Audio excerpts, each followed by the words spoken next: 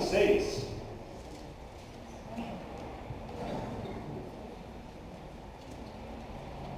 Todos encontraram? Daniel, capítulo 6. Dario achou por bem nomear 120 sátrapas para governar todo o reino, e colocou três supervisores sobre eles, um dos quais era Daniel.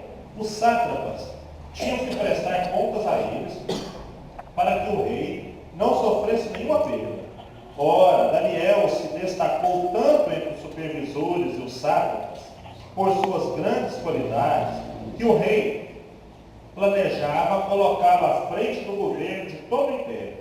Diante disso, os supervisores e os sátrapas procuraram motivos para acusar Daniel em sua administração governamental, mas nada conseguiram. Não puderam achar nele falta alguma, pois ele era fiel, não era desonesto nem negligente. Finalmente, esses homens disseram: jamais encontraremos algum motivo para acusar esse Daniel, a menos que seja algo relacionado com a lei do Deus dele. E assim os supervisores e os sátrapas, de comum acordo, foram falar com o rei. Ó rei Dario, vive para sempre. Todos os supervisores reais, os prefeitos, os sátrapas, os conselheiros e os governadores concordaram em que o rei deve emitir um decreto ordenando que todo aquele que orar a qualquer Deus ou a qualquer homem nos próximos 30 dias, exceto a ti, ó rei, seja atirado na cova dos leões. Agora, ó rei, emite o decreto e assina-o para que não seja alterado, conforme a lei dos medos e dos persas, que não pode ser revogada. E o rei Dario assinou o decreto. Quando Daniel soube que o decreto tinha sido publicado, foi para casa, para o seu quarto, no andar de cima, onde as janelas davam para Jerusalém, e ele fez o que costumava fazer. 3 vezes por dia ele se ajoelhava e orava, agradecendo ao seu Deus. Então aqueles homens foram investigar e encontraram Daniel orando, pedindo a ajuda de Deus. E foram logo falar com o rei acerca do decreto real. Tu não publicaste o decreto ordenando que nestes 30 dias todo aquele que fizer algum pedido a qualquer Deus ou a qualquer homem, exceto a ti, ó rei, será lançado na cova dos leões? O rei respondeu: o decreto está em vigor, conforme a lei dos medos e dos persas, que não pode ser revogada. Então disseram ao rei: Daniel, um dos exilados de Judá, não te dá ouvidos, ó rei, nem ao decreto que assinaste. Ele continua orando 3 vezes por dia. Quando o rei ouviu isso, ficou muito contrariado e decidiu salvar Daniel. Até o pôr do sol fez o possível para livrá-lo. Mas os homens lhe disseram: lembra-te, ó rei, de que segundo a lei dos medos e dos persas, nenhum decreto ou edito do rei pode ser modificado. Então o rei deu ordens e eles trouxeram Daniel e o jogaram na cova dos leões. O rei, porém, disse a Daniel que o seu Deus, a quem você serve, continuamente o livre. Taparam a cova com uma pedra e o rei a selou com o seu anel selo e com os anéis dos seus nobres, para que a decisão sobre Daniel não se modificasse. Tendo voltado ao palácio, o rei passou a noite sem comer e não aceitou nenhum divertimento em sua presença. Além disso, não conseguiu dormir. Logo ao alvorecer, o rei se levantou e correu para a cova dos leões. Quando ia se aproximando da cova, chamou Daniel com voz que revelava a prisão. Daniel, servo do Deus vivo, será que o seu Deus, a quem você serve continuamente, pôde livrá-lo dos leões? Daniel respondeu: ó rei, vive para sempre. O meu Deus enviou o seu anjo que fechou a boca dos leões. Eles não me fizeram mal algum, pois fui considerado inocente à vista de Deus. Também contra ti não cometi mal algum, ó rei. O rei muito se alegrou e ordenou que tirassem Daniel da cova. Quando o tiraram da cova, viram que não havia nele nenhum ferimento, pois ele tinha confiado no seu Deus. E por ordem do rei, os homens que tinham acusado Daniel foram atirados na cova dos leões. contudo, junto com as suas mulheres e os seus filhos. E antes de chegarem ao fundo, os leões os atacaram e despedaçaram todos os seus ossos. Então o rei Dario escreveu aos homens de todas as nações, povos e línguas de toda a terra, paz e prosperidade. Estou editando um decreto para que em todos os domínios do império os homens temam e reverenciem o Deus de Daniel, pois ele é o Deus vivo e permanece para sempre. O seu reino não será destruído, o seu domínio jamais acabará. Ele livra e salva, faz sinais e maravilhas nos céus e na terra. Ele livrou Daniel do poder dos leões. Assim Daniel prosperou durante os reinados de Dario e de Ciro, o persa, até aí.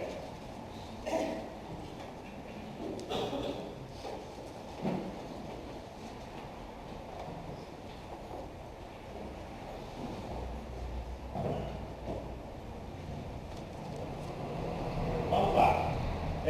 Vamos entender um pouquinho aqui qual que é o contexto dessa história de Daniel. Primeiro, a situação dele, ele era um prisioneiro de guerra.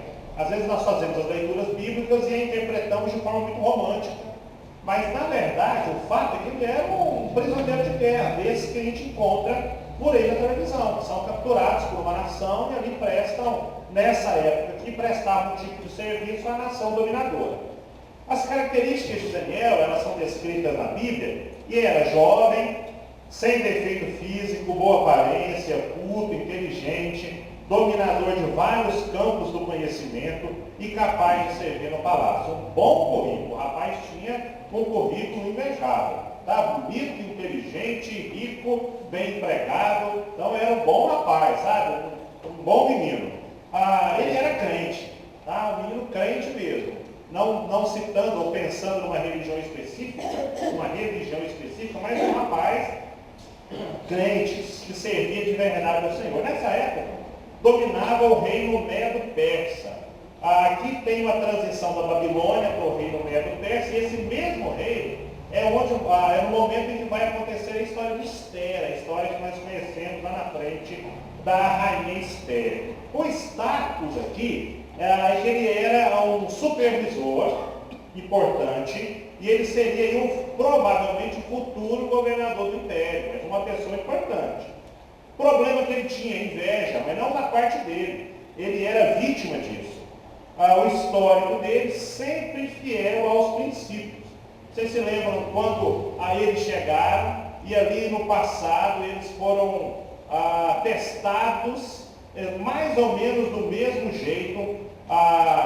Os amigos dele, um pouquinho mais para frente, os amigos dele também foram testados para ver se esses meninos eles adoravam mesmo a Deus, se eles eram crentes de verdade. Eu já contei essa história de algumas vezes, que me marcou lá no começo do meu ministério. Eu fui pregar numa igreja e foi exatamente esse texto de Daniel. E não esse texto de Daniel, mas a história de Daniel, quando ele abre mão, os amigos dele especialmente, de terem os seus nomes mudados. Então eles ali deixaram que os nomes deles fossem transformados em outros nomes. Mas eles não comeram as comidas sacrificadas que gostariam que eles comessem.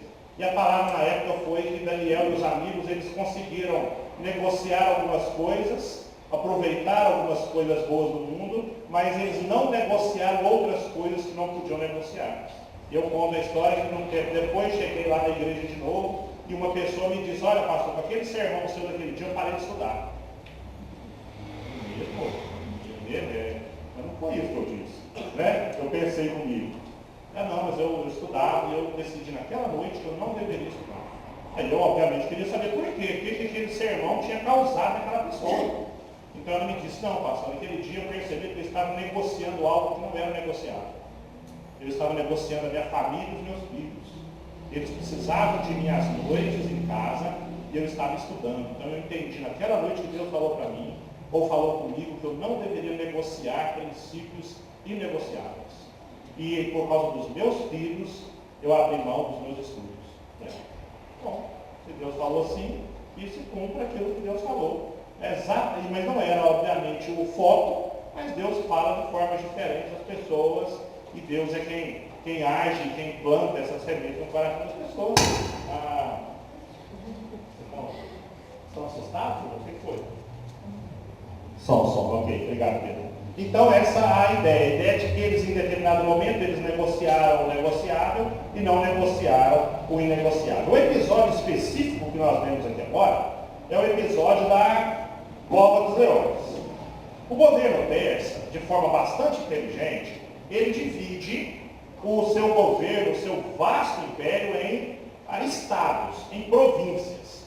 Nessas províncias ele coloca governadores. Então, cada província tinha um governador, e sobre os governadores, ele tinha supervisores. Então, essas histórias todas, da burocracia, a gente encontra isso lá no passado. Então, as províncias foram divididas, o reino foi dividido em províncias, sobre a província, governadores, sobre os governadores, supervisores. Existiam alguns supervisores e Daniel era um deles. Ele era um dos 3 supervisores, e ele se destacou muito. Ao ponto de um dia o rei começar a pensar que transformaria Daniel num governador geral. Ou seja, ele criaria mais um cargo, mais uma função. Seria o rei, o governador geral, os supervisores e os governadores. Então ele iria organizar mais ou menos o reino assim. E as pessoas então, as pessoas que concorriam com Daniel para o mesmo cargo, para a mesma função, começaram a pensar como é que elas poderiam de alguma forma puxar o tapete de Daniel para que Daniel não fosse promovido na empresa. Vocês estão entendendo? Parece até a história do dia de hoje, parece que é hoje, está acontecendo aqui. Um está se destacando e alguns, vamos derrubar o rapaz porque ele vai crescer e ele não pode crescer. Bom, então eles sugerem ao rei, olha rei, tu não acha que seria legal se nesses próximos 30 dias, aqui no reino, ninguém adorasse ninguém, a não ser o Senhor? Por que o senhor não lança essa lei? Por que não lança essa lei? Ontem nós tínhamos uma reunião aqui na igreja, que não era da igreja, era de um outro assunto, e o irmão, bastante técnico, contabilista, ele disse que no Brasil são editadas aproximadamente 360 normas por dia, entre União, Estados e municípios. Aproximadamente 360 normas novas todos os dias no Brasil. Você imagina se é possível alguém de fato conhecer e saber andar nesse terreno extremamente arenoso e perigoso? Então aqui eles chegaram ao rei e disseram assim, rei, que tal uma norma nova? A norma seria o seguinte, ninguém adora outra pessoa que não seja o Senhor durante 30 dias. O rei gostou, afinal de contas era para ele, e ele sela com o seu anel. Ele faz um selo.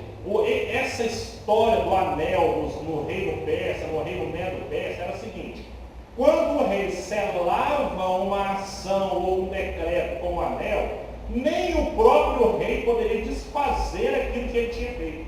O rei perdia o poder. Lendo um pouquinho, vocês vão se lembrar da história de Esther, quando o rei ele sela a morte dos judeus, e depois há uma reversão da história que ele não pode reverter aquele decreto. O que ele tem que fazer? Ele tem que criar um novo decreto para proteger os judeus. Gente, não é o Brasil não, tá certo? É o reino medo-persa há séculos atrás. Então ele fez um decreto e para derrubar o decreto ele criou outro. Então é mais ou menos a história que acontecia e ele, olha, essa história é boa, vou fazer esse decreto nesses próximos 30 dias. Quem se ajoelhar, qualquer outra pessoa, adorar outra pessoa, Deus, pessoa, homem, qualquer um, essa pessoa vai parar na cova dos leões. Ele vai se encontrar com os leões, não tem jeito. Essa é a punição para essa pessoa. O leão, vem aí, ele é encontrado na Europa, na Ásia e na África, chega a comer 35 quilos de carne por dia, então é um carnívoro bastante feroz, chega a pesar 230 quilos e pode medir até 1 metro de altura. Então são animais bastante ferozes. Comer 35 quilos de carne por dia. Então 2, 3 leões desses eram capazes de comer a carne de um ser humano, de um homem, facilmente, em poucos minutos, como aconteceu depois com aqueles seus inimigos de Daniel.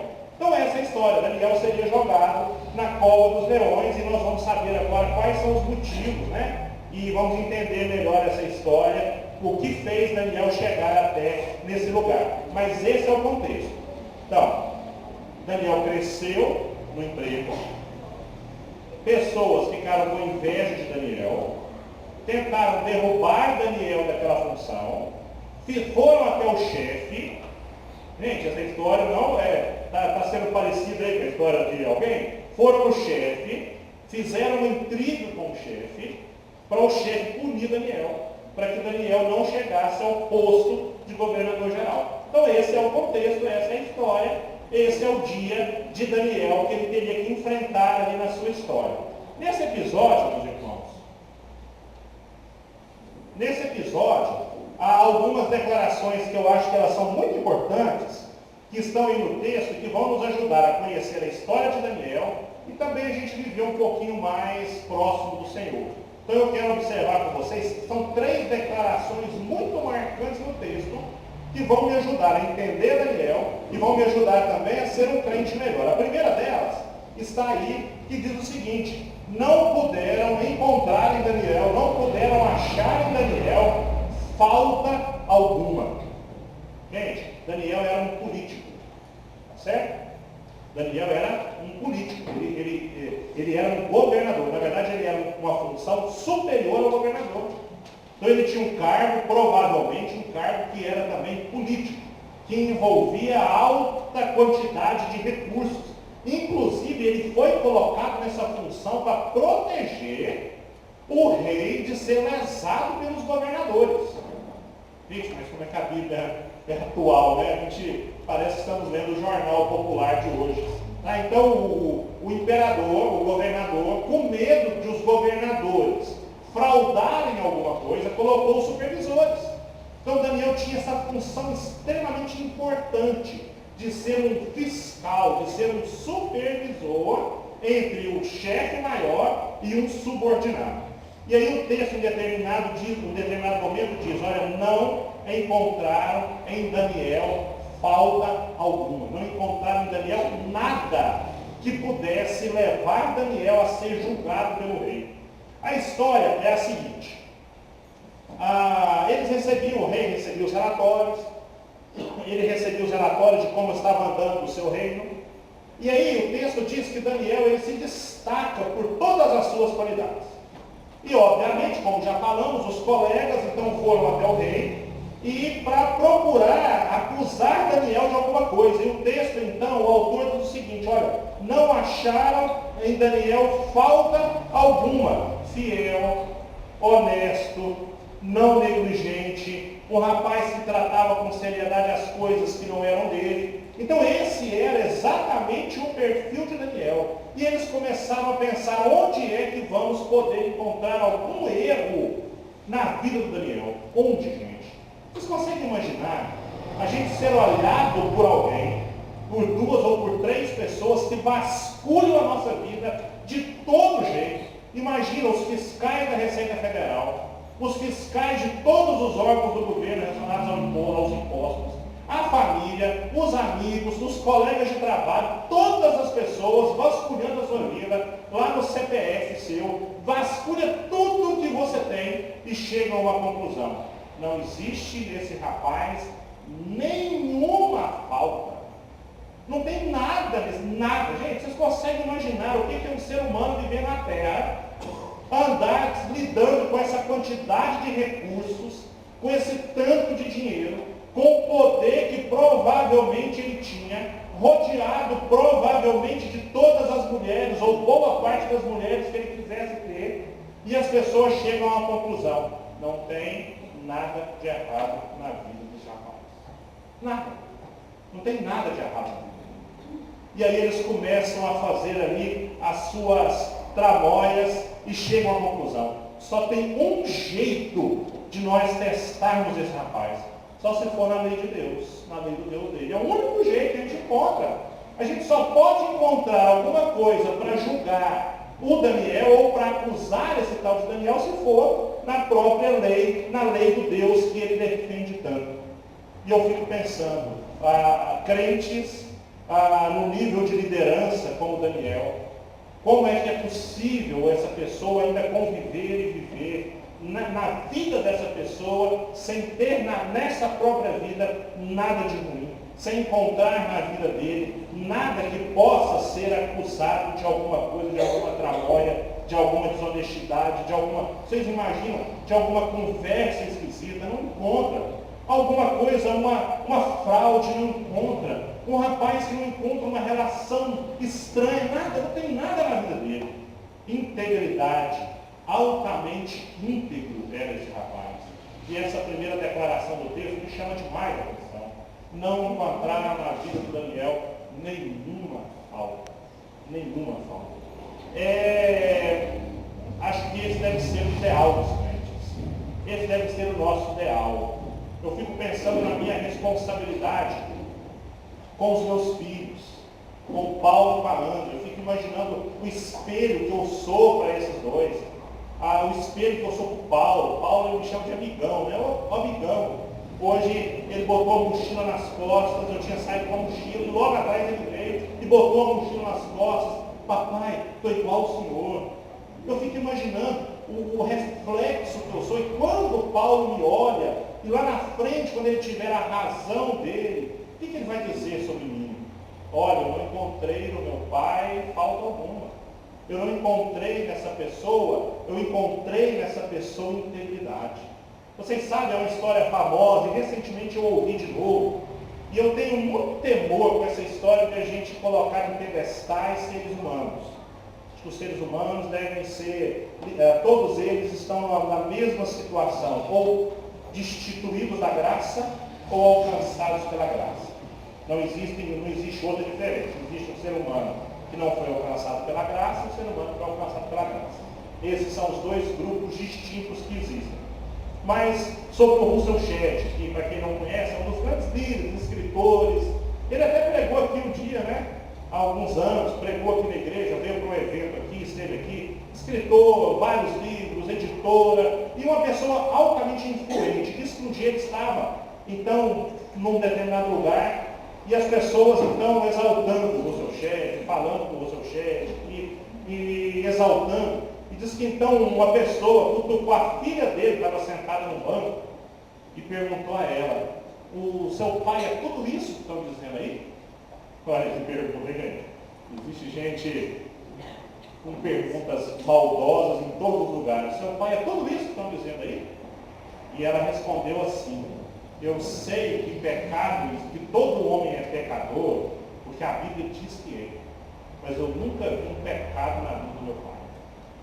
Gente, vocês imaginam o que é isso?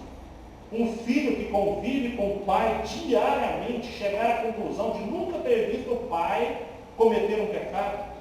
Eu sei que às vezes a gente não precisa levar um cargo, fardos tão pesados, e até é importante demonstrar as nossas fraquezas e que somos fracos.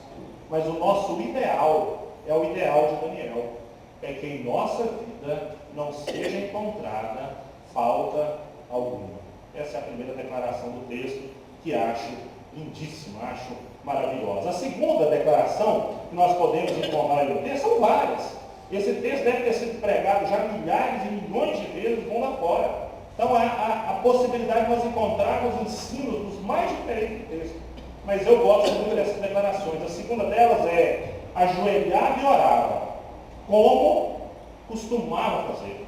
Eu gosto demais dessa história. Ele não ajoelhou e orou porque estava no aperto. Ele ajoelhou e orou como era costume. Ele era costumado. Esse era o costume do Daniel. Foi o seguinte: ele foi avisado: olha, a partir de agora, quem adorar, ou quem se ajoelhar, ou quem prostrar diante de qualquer pessoa, de qualquer autoridade, seja ela divina ou seja uma autoridade terrena, essa pessoa vai morrer. Obviamente, o que fez Daniel? Desesperou, Daniel chorou, Daniel foi para o desespero total. Não foi isso. Não foi essa a alternativa escolhida por Daniel. Diz o texto que Daniel entra para o seu quarto, que tinha uma janela virada para Jerusalém. E aqui isso é também um fato que me chama a atenção. Porque nessas das religiões antigas há uma importância grande desse local sagrado. Os evangélicos não têm local sagrado. Nós não temos local sagrado. Nós temos o templo, que cada dia mais ele vem deixando de ser sagrado. Tem que deixar mesmo. Porque isso aqui é parede, é madeira, é cimento, sagrada é a pessoa que está dentro dele. Quando Deus habita nessa pessoa, isso é que torna aquele lugar um lugar sagrado. Mas as religiões mais antigas, elas têm locais sagrados. Para os católicos existem locais sagrados. Para o muçulmano existe um local sagrado. O muçulmano, especialmente no mês do Ramadã, ou na época do Ramadã, ele se ajoelha com o rosto prostrado no chão e todo mundo virado para o mesmo lugar, que é Meca. Aqui, lá quando o templo foi construído, quando Salomão então inaugura aquela obra lindíssima, maravilhosa, uma das palavras do discurso de Salomão é a seguinte: olha, Deus, que esse lugar sirva para qualquer judeu, onde quer que ele estiver no mundo afora, se ele tiver alguma angústia, alguma dificuldade, alguma dor, algum choro, que ele se ajoelhe voltado para esse templo e que o Senhor possa ouvir a oração dele. Então aqui Daniel faz isso, ele vai para o quarto, ele pega a janelinha que é virada para Jerusalém e ali ele ora e o texto fala que era o costume dele era orar, e mais de uma vez por dia. Esse era o costume dele, ele era acostumado a orar. Daniel teve experiências importantes com a oração. Daniel ele ora para descobrir qual era o sonho do Nabucodonosor. Daniel ele tem um sonho para descobrir qual era aquela história de estátua que tinha elementos diferentes na formação do seu corpo. Ele ora, ele pede a Deus.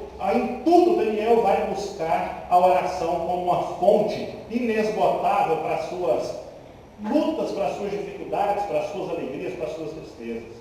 O Spurgeon diz que sussurros que não podem ser expressos em palavras são frequentemente orações que não podem ser recusadas. C.S. Lewis, gosto muito dessa vertente, diz que as minhas orações não mudam a Deus, mas mudam a mim mesmo. Então, muitas das nossas orações não vão mudar a Deus.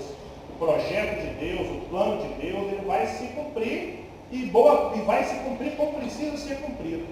Mas as orações acabam mudando aquele que ora. Martinho Lutero diz que atualmente estou tão ocupado que não posso passar menos de 4 horas por dia na presença de Deus. Quanto mais ocupado estava, mais ele orava. E não como nós fazemos. Quanto mais ocupados estamos, menos nós oramos. Para Lutero, quanto mais ocupado, mais tempo ele investia em oração. Calvino diz que a oração é o antídoto para todas as nossas aflições. E Victor Hugo, um poeta, diz que há pensamentos que são orações. Há momentos nos quais, seja qual for a posição do corpo, a alma está de joelhos. A oração, a importância da oração. A importância desse momento de ligação entre nós e Deus, entre nós e o Eterno, entre nós e aquele que é supremo. Nós buscamos a Deus em oração muitas vezes apenas como uma forma de avisar a Deus sobre aquilo que as decisões que nós já tomamos. Ou apenas encontrar com Deus para dizer a Ele apenas sobre as nossas aflições e sobre as nossas lutas. Mas nós esquecemos que muitas vezes as nossas orações, elas devem ser um encontro de um pai com um filho. Um encontro amoroso, saboroso, gostoso, de alguém que quer conversar com o seu pai, que quer bater um papo, que quer conversar com ele, ainda que você não tenha problemas, ainda que a sua vida não esteja naquele momento permeada pelas aflições e desilusões, mas apenas alguém que quer conversar com o Senhor, que quer ter um momento íntimo com aquele que é dono de todas as coisas.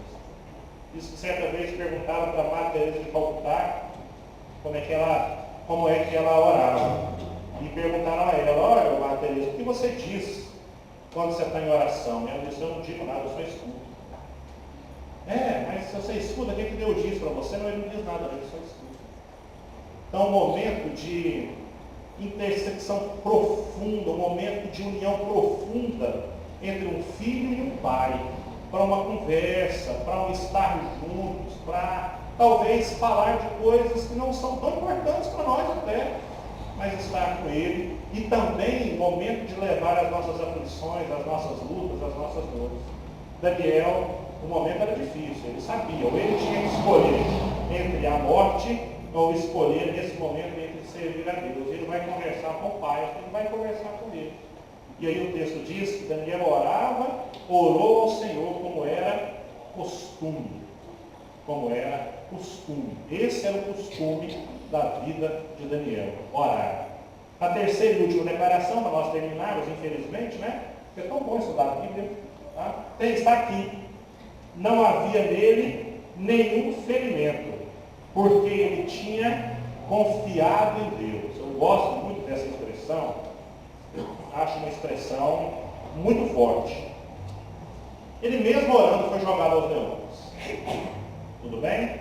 Mesmo um homem crente, mesmo bom, mesmo íntegro, mesmo puro, mesmo jovem, inteligente, sábio na presença de Deus, um menino que orava a Deus, um menino que não fez nada de errado, mesmo assim ele foi para a cova dos leões.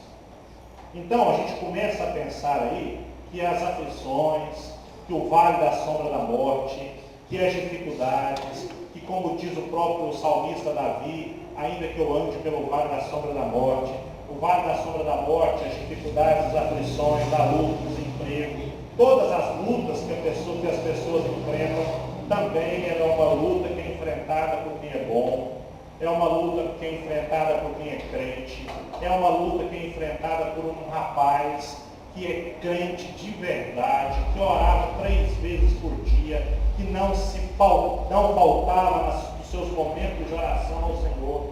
Então, mesmo essas pessoas passam por lutas e por aflições, mesmo que quando você chegar na sua casa, ligar a televisão, alguém vai dizer para você, venha para cá, porque aqui você não passa por aflição. Mentira, mentira. Daniel era talvez mais crente do que todos nós aqui. Quando a gente fala mais crente, não, né? Porque só existe um tipo de crente, salvo pelo Senhor. Mas talvez ele tenha atitudes de integridade muito maiores, às vezes, do que a de todos nós aqui. E mesmo assim, ele teve que enfrentar o vale da sombra da morte. A oração não é antídoto. A confiança em Deus, integridade, a própria confiança em Deus, ela não é um antídoto para todos os males do mundo. O apóstolo Paulo, um homem crente, servo do Senhor, ele tinha uma dificuldade na vida e ele disse que orou algumas vezes para o Senhor para que Deus o libertasse daquilo. Senhor, olha, me liberta disso. Cura, tira isso de mim. E aí Deus responde simplesmente para ele, Paulo, a minha graça, aquilo que eu já fiz por você, isso já é suficiente para você. Você já está altamente no ganho, no lucro, apenas pelo fato de eu, como Deus, ter olhado para você. Tiago, um dos apóstolos de Jesus, crente, andou com Jesus, ele anda com Cristo. Um dia ele chega em Jesus e fala, Jesus, deixa eu sentar do lado do Senhor lá no céu, pertinho. E Jesus dá um aviso para ele, não, você vai sim, só que antes você vai tomar o cálice que eu estou bebendo. E quando ali as autoridades queriam fazer média com as pessoas, essas autoridades pegaram um dos apóstolos para matar e mostrar para as pessoas quem é que mandava naquele momento. Tiago foi essa pessoa. Crente, menino, apóstolo de Jesus, andava com Jesus. Jeremias, quando Deus chama Jeremias, ele diz a Jeremias, você vai ser chamado para sofrer a vida inteira. Então você vai sofrer, você vai entregar, não vão te ouvir. Vão falar, você vai falar, ninguém vai te dar ouvidos. Esse era o ministério. Daniel, você vai para a cova dos leões.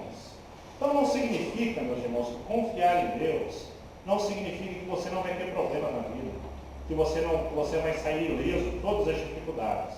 Então isso é um alento para nós, porque nós sabemos que nós passamos por lutas, passamos por dificuldades, temos as nossas aflições, temos as nossas ansiedades, temos as nossas lutas diárias, e grandes homens de Deus tiveram também, viveram também, crentes como nós, homens que serviam a Deus como nós.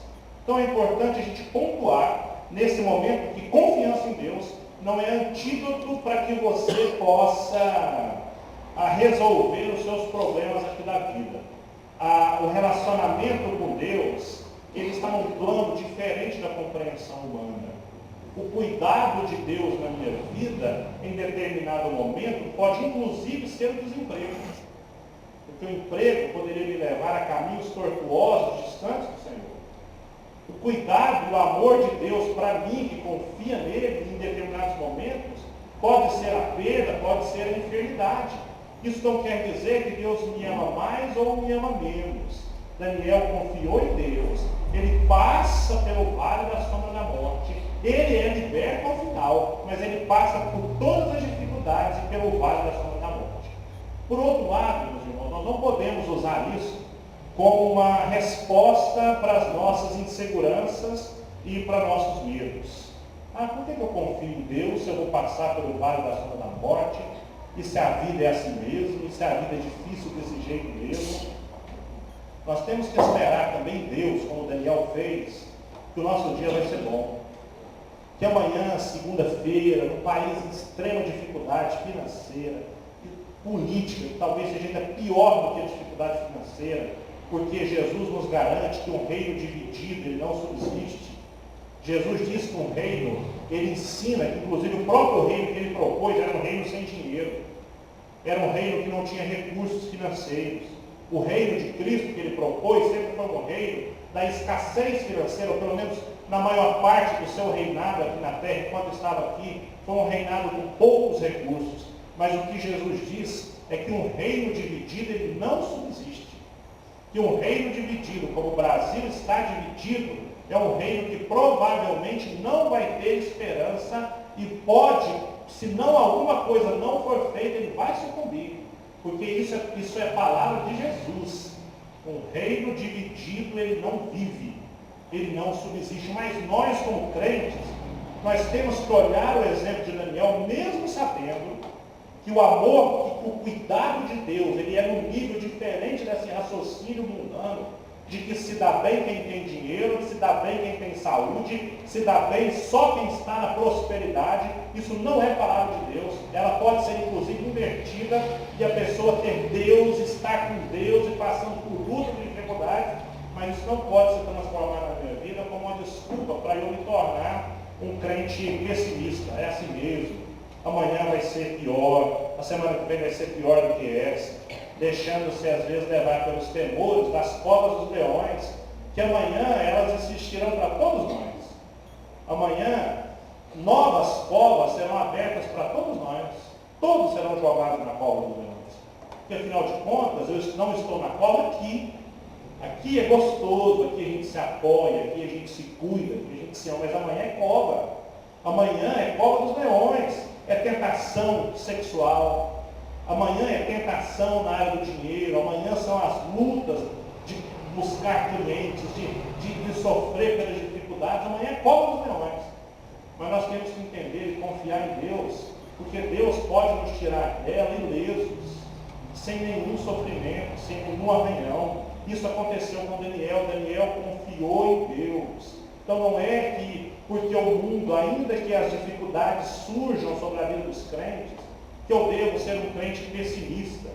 Isso inclusive é contrário àquilo que Deus me mostra, aquilo que Deus propõe para a minha vida. Eu tenho que ser um crente que acredita que as coisas podem melhorar, que como igreja, como crente, eu posso fazer diferença nesse mundo. Eu me lembrei do Salmo 91, e até uma parte dele está aqui.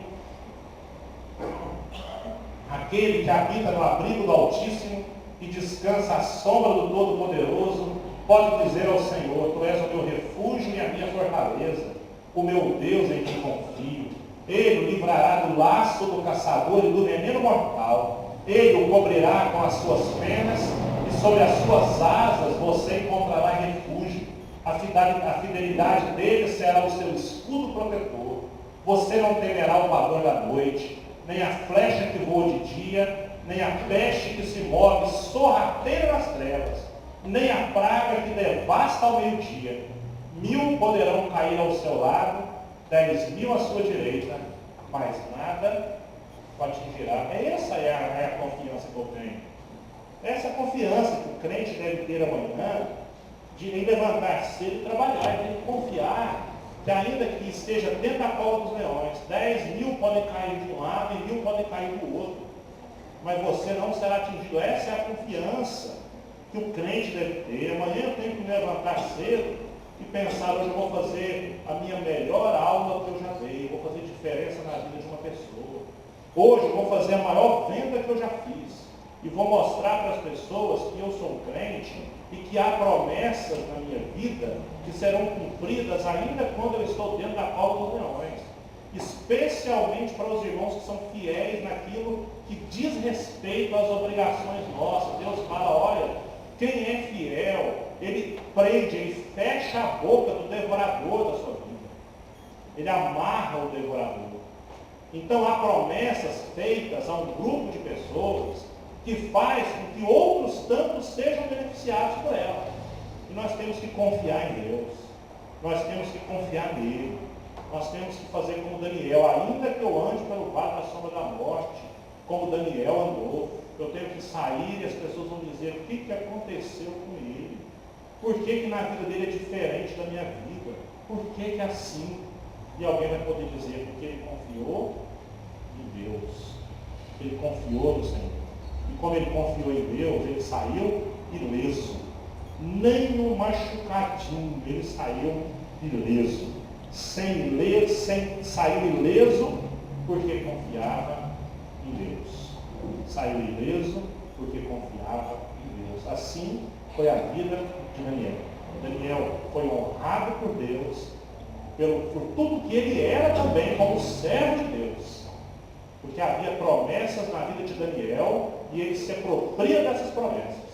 Como há promessa sobre a minha vida, há promessa sobre a sua vida, e você, de forma, deve se apropriar dela. Você deve receber essas promessas de Deus na sua vida. Entre elas, de que aquele que é fiel a Deus, Deus fecha a boca do devorador.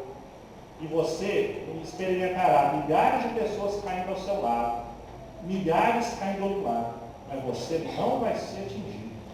Isso é a palavra de Deus para nós. Primeiro, em Daniel, não se achou mal nenhum, nada.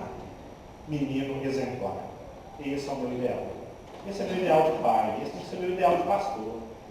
Esse tem que ser o meu ideal. Algumas vezes eu faço essa pergunta para as pessoas, mesmo tendo que perder dinheiro, se for o caso.